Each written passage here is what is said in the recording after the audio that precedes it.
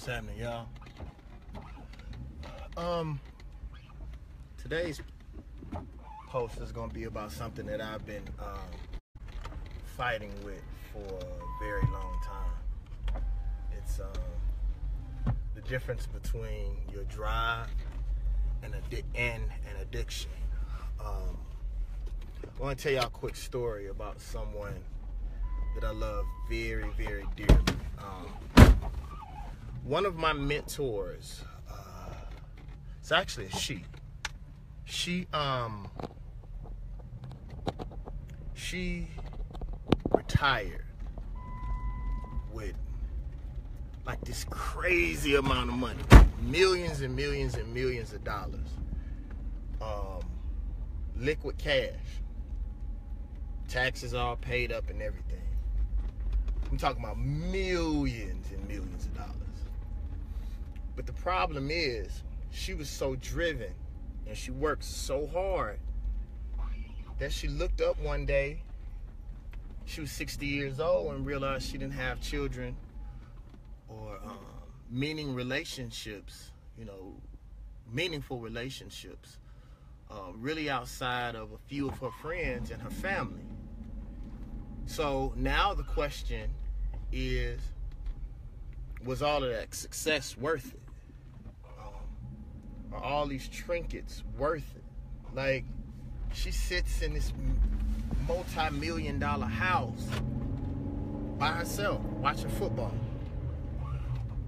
And I thought about it. I was like, yo, she did all of this hard work, but she's going to have to give her money to people who really 9 times out of 10 don't deserve it.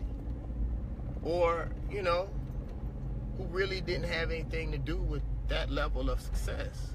Like, whether it's nephews or nieces or sisters or uncles or whoever it may end up being. And it really made me think. Like, even in my own personal life, like, for the most part, I've been able to obtain everything that I wanted to do. Every dream, every goal that I ever set out in my whole entire life, I did it. So when it was time for me to recalibrate, my dreams and the things that I wanted to do, I had to sit back and think and say, well, do I want to do 20 more years and invest it in this multimedia company and, create this multimedia company and, not have a family or not have a wife or not have things that truly last forever?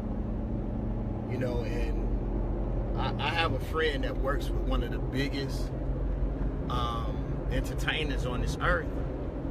And she told me he said he wanted to be a billionaire.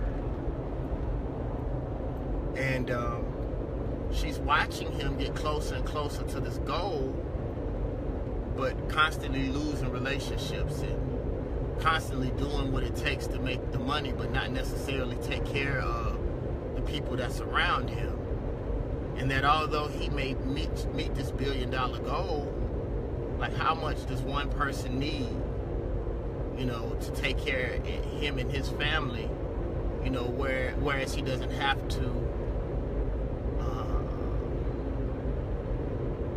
jeopardize relationships or jobs or people that's around him in order for him to do what's best for the bottom line, and that's his money, right?